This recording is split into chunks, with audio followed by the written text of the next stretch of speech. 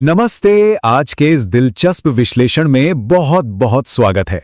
चलिए सीधे आज के विषय में गोता लगाते हैं। कर्मों का फल। बचपन से ही हम सब ये सुनते आए हैं, है ना? लेकिन क्या सच में इसके काम करने के तरीके को गहराई से समझा गया है? आज एक बहुत ही शानदार और पुरानी कहानी के जरिए इसका पूरा गणित समझने की कोशिश करेंगे। यकीन मानिए, ये नजरिया पूरी तरह से बदल सकता है। और यहीं से सबसे बड़ा सवाल खड़ा होता है, आखिर अच्छे कर्मों का फल मिलता कब है?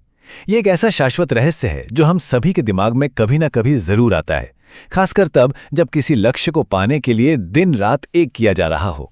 बस यही ख्याल आता है कि यार, इतनी मेहनत का इनाम कब और कैसे मिलेगा। आज का ये पूरा विश्लेषण बस इसी एक बड़े सवाल का जवाब तलाशेगा। भाग 1, अच्छे कर्मों का फल। इस बात को गहराई से समझने के लिए उत्तम नाम के एक बालक की कहानी देखते हैं। ये लड़का बहुत ही कम उम्र में घर की मुश्किल परिस्थितियों की वजह से जिम्मेदारियों के बोझ तले दब गया था और इसीलिए वो कर्मों के महत्व को लेकर बहुत ज्यादा जिज्ञासु रहने लगा था। तो हुआ कुछ यूं कि एक दिन गुरुकुल में गुरुजी ने बहुत ही सादे शब्दों में एक बात कही, अच्छे कर्मों का अच्छा फल मिलता है और बुरे कर्मों का बुरा फल। सुनने में ये कितना आम सा वाक्य लगता है, हम सबने अक्सर इसे सुना है, लेकिन उत्तम के लिए ये कोई आम बात नहीं थी। इसी एक लाइन ने उसके दिमाग में एक गहरी जिज्ञासा का बीज बो दिया। भाग 2, उत्तम की उलझन। गुरुजी के उस सीधे से नियम ने उत्तम को बुरी तरह उलझा कर रख दिया। उसके मन में बस एक ही बात घूमने लगी कि परिवार के इतने अच्छे कर्मों का फल मिलने में आखिर कितना समय लगता है। सोचने वाली बात है, एक सीधा सा नियम इंसान के अंदर कितनी बड़ी बेचैनी पैदा कर सकता है। उत्तम की इस बेचैनी का ग्राफ कुछ इस तरह आगे बढ़ा। सुबह गुरुकुल में ज्ञान मिला, शाम को घर जाकर अपनी उलझन माँ से साझा की, लेकिन माँ ने उसे बातों में लगा दिया। फिर क्या था, अगले दिन सुबह सुबह पौ फटने से पहले ही वो गुरुजी के आश्रम के बाहर जाकर खड़ा हो गया। ये साफ दिखाता है कि वो एक पक्के जवाब के लिए अंदर से कितना ज्यादा बेताब हो चुका था। भाग 3, गुरुजी का अनोखा उत्तर। जब गुरुजी ने देखा कि उत्तम सवालों के बोझ तले दबा जा रहा है, तो उन्होंने बहुत ही शांत भाव से कहा, समय से पुत्र, जब फल आने का सही समय होता है वह तभी मिलता है। बात तो बिल्कुल सही थी, लेकिन यह संवाद बस यहीं खत्म नहीं हुआ। उत्तम तुरंत बोल पड़ा, परंतु गुरुजी, यदि मैं दुगने उत्साह से अच्छे कर्म करूं तो? अब देखिए, यह हम इंसानों की एक बहुत ही तार्किक लेकिन गलत धारणा है। हमें लगता है कि अगर इनाम की लालसा में दोगुनी ताकत झोंक दी जाए तो इनाम फटाफट मिल जाएगा। लेकिन इसके बाद गुरुजी ने जो कहा वो हमारी सोच को पूरी तरह हिला देने वाला है। जब उत्तम ने कहा कि वो दोगुने उत्साह से काम करेगा, तो गुरुजी का जवाब था, तब बेटा दुगना समय लगेगा। जरा सोचिए, ये पूरी तरह से विरोधाभासी है। दोगुना उत्साह और समय आधा होने के बजाय दोगुना हो जाएगा। ये सुनकर उत्तम का दिमाग और भी ज्यादा चकरा गया। उत्तम ने घबराते हुए फिर पूछा, गुरुजी, यदि मैं और भी ज्यादा मेहनत से और पूरा ध्यान लगाकर अच्छे कर्म करूं तो? गुरुजी मुस्कुराए और बोले, तब तिगुना समय लगेगा पुत्र। अब तो उत्तम सच में परेशान हो गया कि भाई, अच्छे फल पाने के लिए जितनी ज्यादा मेहनत की जा रही है, वो फल उतना ही दूर क्यों भाग रहा है?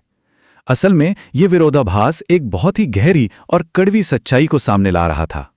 और यहीं पर उस पूरी उलझन का असली जवाब छिपा है। गुरुजी ने समझाया, ऐसा इसलिए क्योंकि तुम्हारा पूरा ध्यान फल पर है, कर्म पर नहीं। ये समझना बहुत जरूरी है कि जब हमारा पूरा ध्यान सिर्फ मन चाहे परिणाम पर टिक जाता है, तो स्वाभाविक रूप से उस काम से ही ध्यान भटक जाता है जो करना सबसे ज्यादा जरूरी है। अगर मन हमेशा भविष्य के इनाम अटका रहेगा, तो वर्तमान का कर्म तो हाथ से छूट ही जाएगा ना। भाग 4, खेती का सटीक उदाहरण। इस थोड़े से गहरे और अमूर्त दर्शन को आसानी से समझाने के लिए गुरुजी ने धरती से जुड़ा हुआ एक बहुत ही कमाल का व्यवहारिक उदाहरण दिया। चलिए इसे देखते हैं। जरा खेती की इस पूरी प्रक्रिया पर गौर कीजिए। पहला कदम है अच्छे बीज बोना, दूसरा उनकी अच्छी तरह से देखभाल करना, तीसरा सही मौसम का इंतजार करना और फिर अंत में जाकर फसल काटना। अब चाहे कितने भी बेहतरीन बीज बो दिए जाएं या दिन रात एक करके पसीना बहा लिया जाए, इस पूरी प्रक्रिया को अपना एक तय समय चाहिए ही चाहिए। इसे जबरदस्ती खींचकर जल्दी नहीं किया जा सकता। परम सत्य यही है कि समय से पहले फसल नहीं आती। कोई कितनी भी अच्छी या बुरी खेती कर ले, प्राकृतिक चक्र को हम अपनी इच्छा या जल्दबाजी से बदल थोड़े ही सकते हैं। कर्म का फल भी बिल्कुल ऐसे ही काम करता है। वो तभी मिलता है जब उसका एकदम सही समय आता है। अगर सिर्फ फल के लालच में बीज बोए जा रहे हैं तो फसल अच्छी होने की गुंजाइश वैसे ही कम हो जाती है, क्योंकि ध्यान तो मेहनत से पहले ही हट चुका होता है। इसे रोजमर्रा की जिंदगी से जोड़कर देखते हैं। एक भटके हुए छात्र का उदाहरण लेते हैं। मान लीजिए एक छात्र पढ़ाई करने बैठता है, लेकिन उसके दिमाग में बस यही चल रहा है कि कक्षा में प्रथम कैसे आना है। वो बस उस ट्रॉफी और इनाम के सपने बुनता रहता है। नतीजा, उसका ध्यान उसी रास्ते से भटक जाता है जो उसे प्रथम ला सकता था, यानी उसकी आज की पढ़ाई। कर्म अधूरे छूट जाते हैं और वो अच्छा फल बहुत दूर चला जाता है। भाग 5, सही मार्ग का चयन। ये पूरी कहानी अब अपने अंतिम और सबसे महत्वपूर्ण निष्कर्ष की तरफ बढ़ रही है, जहां यह समझना जरूरी है कि अच्छे कर्मों के लिए सही रास्ते का चुनाव करना और फिर धैर्य के साथ उस पर टिके रहना ही सबसे बड़ी कुंजी है। तो गुरुजी की सीख का अंतिम निष्कर्ष कुछ ये निकला। अच्छे फल के चिंतन से ज्यादा आवश्यक अच्छे कर्म का ज्ञान है। मतलब अगर काम का सही ज्ञान है और उस रास्ते पर लगातार बिना भटके चला जा रहा है तो परिणाम अपने आप पीछे पीछे आ जाते हैं। लेकिन अगर नजरें सिर्फ परिणाम पर गड़ी हैं तो गलतियां होंगी और भटकाव तय है। उत्तम को भी आखिरकार ये बात गहराई से समझ आ गई थी कि सिर्फ फल के बारे में दिन रात सोचना एकदम व्यर्थ है। अंत में एक बहुत ही गहरा सवाल छोड़कर जा रहे हैं, जिस पर हम सभी को ठंडे दिमाग से चिंतन करना चाहिए।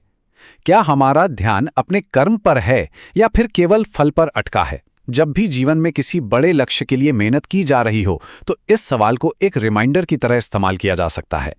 याद रखिए, अगर प्रक्रिया पर पूरा ध्यान है तो परिणाम अपने आप सही समय पर मिल ही जाएगा। आज के इस विश्लेषण में बस इतना ही। पूरी उम्मीद है कि इस चर्चा ने कुछ नया और अलग सोचने पर मजबूर जरूर किया होगा।